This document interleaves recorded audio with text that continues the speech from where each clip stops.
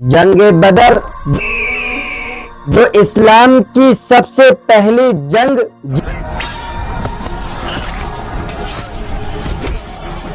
جسے جنگ بدر کے نام سے جانا جاتا ہے، جس میں مسلمان صرف 313 تھے۔ ابو سفیان شام سے قافلہ جس میں 50,000 سونے کے سکے اور ہر قسم کا مال موجود تھا لے کر مکہ جا رہا تھا، لیکن درمیان میں ایک بہت بڑا مسئلہ تھا۔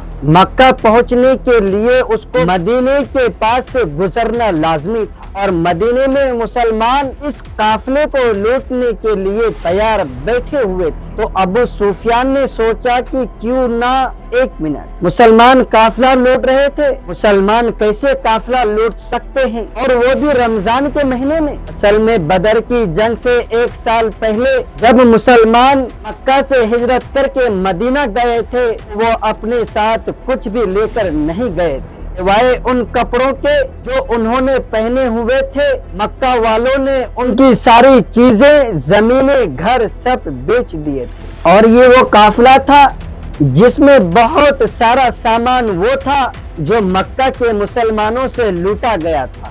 تو مسلمان لوٹ نہیں رہے تھے، بلکہ اپنے سے لوٹے ہوئے سامان کا بدلہ لے رہے۔ تو ابو سفیان اس قافلے کا ہیڈ اس ٹینشن میں تھا کہ اگر وہ اس راستے سے گیا تو مسلمان اس کو چھوڑیں گے نہیں، تو اس نے اپنا راستہ بدلا اور مکہ ایک خط بھجوایا۔ مکہ والے فل اسپیڈ کے ساتھ اس قافلے کی مدد کے لیے پہنچے۔ تو وہ بندہ جیسے ہی مکہ پہنچا، اس نے کعبہ کے پاس جا کر اور اپنے کپڑے پھاڑ کر زور زور سے مدد کے لیے چیخنے لگا۔ وہ زمانے میں ایمرجنسی دکھانے کا ایک رواج تھا۔ مسلمان فوج آلریڈی قافلے کو روکنے کے لیے نکل چکے تھے۔ ابو جہل نے اس قاصد سے پوچھا کتنے لوگ ہیں؟ اس قاصد نے کہا 300 یا 313 لوگ ہوں گے۔ ابو جہل نے کہا ہم 1000 لوگ لے کر جائیں گے۔ پھر اس نے پوچھا کتنے گھوڑے ہیں؟ اس بندے نے کہا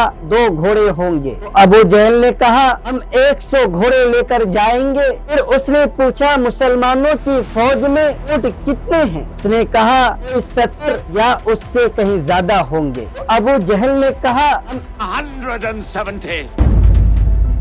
ابو سفیان کا قافلہ مین روڈ کو چھوڑ کر کسی اور راستے سے نکلا اور مسلمانوں کی فوج سے بچ کر بھاگ گیا۔ اب لڑائی کرنے کی کوئی ضرورت نہیں تھی کیونکہ قافلہ تو بچ گیا تھا، لیکن ابو جہل نے کہا اگر اب قافلہ بچ بھی جائے تو ہم ان مسلمانوں کو نہیں چھوڑیں گے، کیونکہ ان کی ایک ایک بندے کو مارنے کے لیے ہمارے پاس 3 لوگ موجود ہیں۔ محمد صلی اللہ علیہ وسلم نے اپنے فوج کو بدر کے پہلے کنویں کے پاس جا کر پڑاؤ ڈالنے کا حکم دیا۔ تو ایک صحابی نے آ کر پوچھا یا رسول اللہ صلی اللہ علیہ وسلم، یہ جگہ آپ نے اللہ کے کہنے پر چنا ہے یا مشورے سے؟ آپ صلی اللہ علیہ وسلم نے کہا یہ تو ہم نے مشورے سے چنا ہے۔ اس نے کہا کہ اگر ہم آگے جا کر پڑاؤ ڈالیں تو وہاں پانی بھی زیادہ ہے اور ہم دشمنوں کو ان کنووں پر قبضہ کرنے سے بھی روک سکیں گے۔ آپ صلی اللہ علیہ وسلم کو اس کا مشورہ بہت پسند آیا اور پوری فوج آدھی رات کو اس جگہ سے اس جگہ پر چلے گئے۔ دوسرے دن ابو جہل کی فوج جب سامنے آئی تو مسلمانوں سے 3 گنا بڑی تھی۔ عتبہ اپنے بھائی اور بیٹے کے ساتھ سامنے آیا اور مسلمانوں کو چیلنج کیا کہ کوئی ہے جو ہم سے آ کر لڑائی کر سکے؟ مدینے کے 3 انصاری ان سے لڑنے کے لیے سامنے آئے۔ عتبہ نے کہا یہ کون ہے؟ ہمیں اپنے بھائیوں کے سر کاٹنے ہیں جنہوں نے اپنے باپ داداؤں کی ریلیجن سے بغاوت کی ہے۔ حضرت حمزہ، حضرت عبیدہ اور 24 سال کے حضرت علی رضی اللہ تعالی عنہ سامنے آئے اور لڑائی شروع ہوئی۔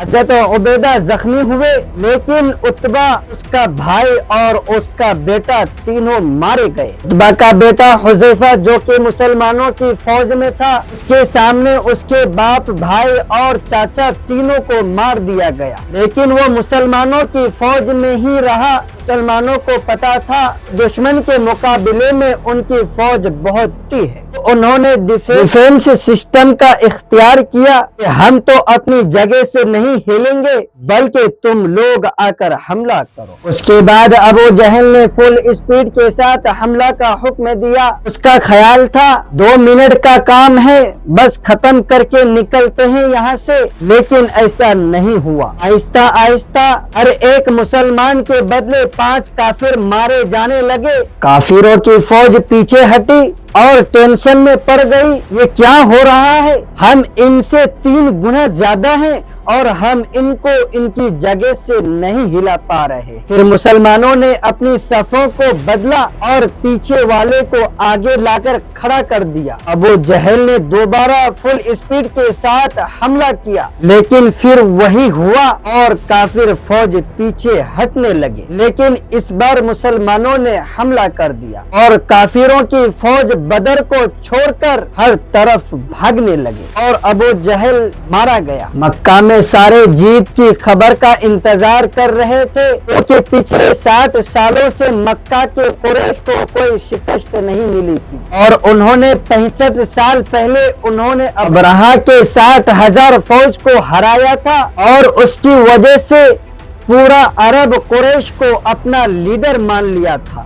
لیکن اب مکہ میں قریش 313 لوگوں سے ہار گئے تھے۔ پہلے جو لوگ جنگ سے بھاگ کر مکہ پہنچے تو ان پر کسی نے یقین نہیں کیا کہ ایسا ہو ہی نہیں سکتا کہ ہم جنگ ہار گئے، لیکن آہستہ آہستہ انہیں سمجھ آنے لگی کہ وہ جنگ اور پورے عرب میں اپنی عزت ہار چکے ہیں۔ ایک مشہور شخص لکھتے ہیں کہ جنگ بدر سے پہلے عرب محمد کو ایک کمزور آدمی سمجھتے تھے جس کو اپنے ہی لوگوں نے نکال دیا تھا اور وہ دوسروں سے مدد مانگتا پھرتا تھا، لیکن جنگ بدر کے بعد محمد صلی اللہ علیہ وسلم کو ایک بادشاہ کے طور پر پورے عرب میں مشہور ہو گیا، کیونکہ انہوں نے اپنے سے 3 گنا بڑی فوج کو ہرا کر دکھایا تھا۔ جیت کی خبر لے کر جب مسلمان مدینہ پہنچے تو ہر طرف خوشی کا ماحول تھا، لیکن جیسے ہی رسول اللہ صلی اللہ علیہ وسلم اپنے گھر میں داخل ہوئے تو ان کو پتا چلا کہ ان کی بہت ہی